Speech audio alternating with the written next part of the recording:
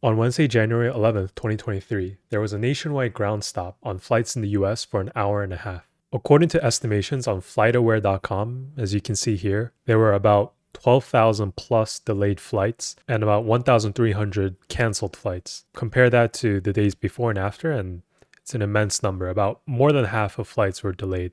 5.6% were canceled. So those are massive numbers considering the fact that there were only about 22,000 daily flights in the US in 2022. So what's the estimated financial impact of this downtime? Well, according to airlines.com, each minute of delay cost the airline around $80.52. A conservative estimate can be made by multiplying $80 by 84 minutes, which was the average delay time of a flight during that day. And then if you do that for all 12,465 flights, the total cost comes out to around 84 million. And that's just to the airlines. The economic cost to passengers is around $47 an hour. And if we assume 100 passengers per flight, the cost comes out to be around $129 million.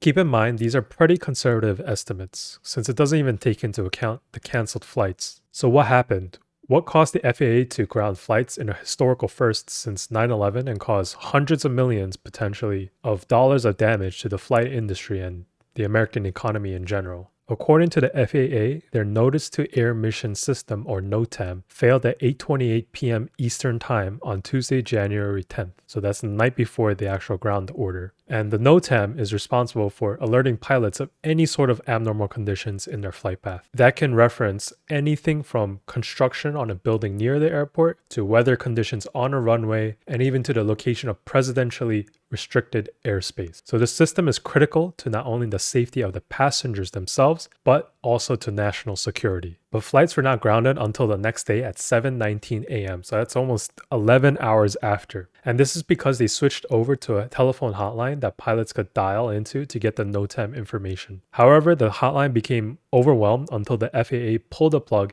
and just grounded everything. And they finally managed to get the system back online, and the ground stop order was lifted at 8:50 a.m., almost 90 minutes after the ground order. So what caused NOTAM to fail and cause hundreds of millions of dollars of losses? It was a software glitch. So according to this Fortune article, there were two people working for a contractor and they introduced errors into the core data files used on NOTAM. So at this point in time, there's really not much more information, and even for this statement, the source is unidentified, but let's assume that's all true for just a second. It just goes to show how fragile a lot of these systems are. NOTAM was created 30 years ago. That's actually even older than me. What's scary is that a lot of passenger safety and national security actually relies on this 30-year-old system. And that's not even that old in the grand scheme of things. According to this article, there are defense systems and tax systems that are more than 50 years old. On the other hand, it's actually amazing that this 30-year-old piece of software that 16,405,000 flights every year rely on has not catastrophically failed yet. As a professionally employed software engineer, I do have to applaud that level of reliability. Usually, databases are set up with a primary and a standby instance. A standby database is usually completely separate from the primary. It's a completely different machine,